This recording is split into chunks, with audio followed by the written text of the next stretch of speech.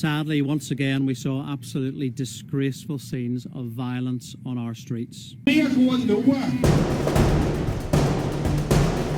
Hello MV UK, it's Pete here. Welcome back to the channel, and we're going to talk about the Ballymena riots today because it has been kicking off royally over there. Now, this is something I'm quite invested in because when I was in Northern Ireland in 1996, I did a 2-year tour in the army there, 95 to 97. In 96, there were the big Orange March riots in Belfast, which I was a part of, obviously trying to sort out. So I have first-hand experience of how expertly professional at rioting the Irish are, in particular the Northern Irish. Fantastic people on both sides of the fence, and I think it's been 29 years since I've been there, and there's definitely this outcome of what has happened, and I'll go into that in a second. If you're watching me for the first time and you're not subscribed, or if you're returning and you're not subscribed, I'd love you to subscribe. It means a lot to me and it helps get some new members into the channel so you can enjoy some laid back, some honest, what I see is what I report kind of news and information. So when I was there 29 years ago, it was still the Troubles. It was the lead up to the Good Friday Agreement of 1998, and therefore there was two sides. There was Catholics and there was Protestants who, you know, want the loyalists and unionists. And anyway, so now what we've got here is a situation where there is a community united against a common issue that no one seems to be listening to in regards to the governments or reporting on the mainstream media. This is a big problem in the country. So anyway, as you can see here, I've got a few snapshots of some of the scenes that we've seen in the last 3 days. Excuse me. So what's happened was two teenage boys, late teenage boys, under 16, let's say, have been alleged to have assaulted, sexually assaulted, if you know what I mean, just to avoid some algorithms, a young underage teenage girl. Now, they have got a court case in progress now, and I believe the verdict is early July. So that's all I'm going to say about the matter there. Now, the issue is that the community and communities across England, Wales, Scotland, Northern Ireland, and even Ireland are feeling pushed out.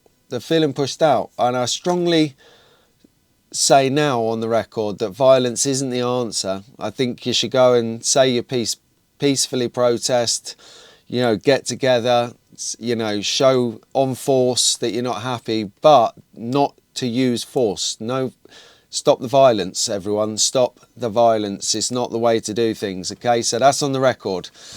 Tensions are running high there because there's, you know, people who have paid into the system forever, or people who are wanting to carry on family generational roots in these areas, like hundreds of years of history, they can't, because the allocated housing is going to the migrants who have done nothing other than steam in here illegally. Now, I say that because Northern Ireland is a unique situation. If you're not familiar with Ireland and Northern Ireland, forever there's been a border that separates the two countries. Now, because of the Brexit arrangements, there is no border between Southern Ireland and Northern Ireland, and that is an issue because people are coming in this instance from Romania into Ireland because they can come freedom of movement as a part of the EU, and then they hotfoot it over an unchecked, unmanned border into Northern Ireland, where it's common knowledge that the benefits are much better. So they're getting housing, schooling, dental, you name it, they're getting it, at the detriment of somebody here who's been in a queue for quite a while, I might add, are getting it. So no, it's not really fair, is it? So I can see why the community is frustrated. And then, not only with the high level of tolerance and acceptance that the Northern Irish folk have welcomed these people into their community, even though it's going against the grain, they're still welcomed them into the community, and this is how they're repaid. Now, I have it on authority that there is some organised crime there, so that might be an issue because, you know, it's no secret in Northern Ireland that organised crime is a thing from the paramilitary days. You know, it's not, I don't know who does it or what, but it goes on there. You know, it's not a well-kept secret. Anyhow, so 3 days of rioting. Tonight is night 4. I'll possibly try and get this video out tonight. If not, it'll be tomorrow, and we'll be able to look back maybe and see what happened upon reflection, in hindsight. What does Keir Starmer say about the riots? Let's check that out. I utterly condemn the violence that we've seen overnight in Ballymena and in other parts of Northern Ireland, including against PSNI officers. It is absolutely vital that the PSNI are given the time they need to investigate the incidents concerned, rather than face mindless attacks as they seek to bring peace and order to keep people safe. And the Northern Ireland Secretary is in touch with the PSNI and the Executive, and I'm being kept updated in relation to that. In relation to the tragic cases that she raises, firstly, I thank her for raising them, and it is important that we have a legal duty of candour. We will be introducing that because, as she says, there must be the truth here based on all people being dealt with on the basis of dignity, fairness and accountability.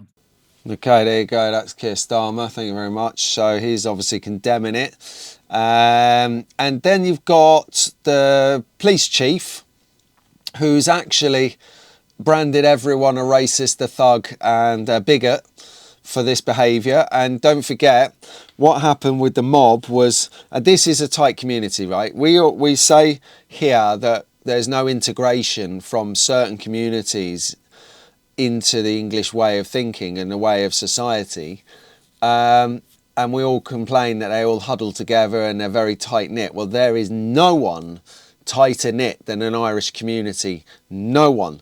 I tell you, I've lived it. I was there for 2 years. I've got friends everywhere. They are amazing.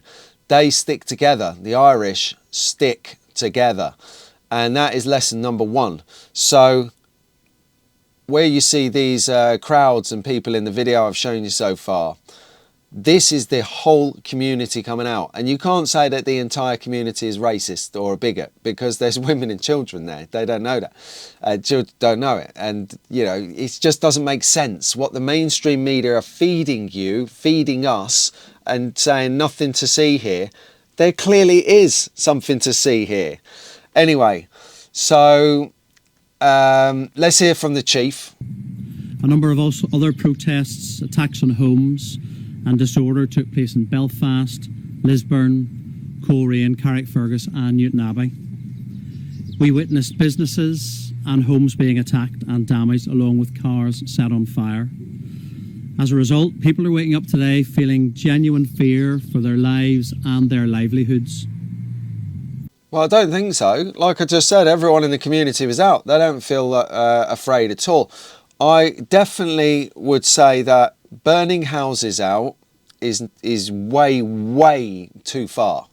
Way too far. And to the point that other residents from other places in the world are putting up English flags and also a flag of their nation to highlight that they're not from a particular place, which has caused this discomfort and this unrest, serious unrest, I might add. So,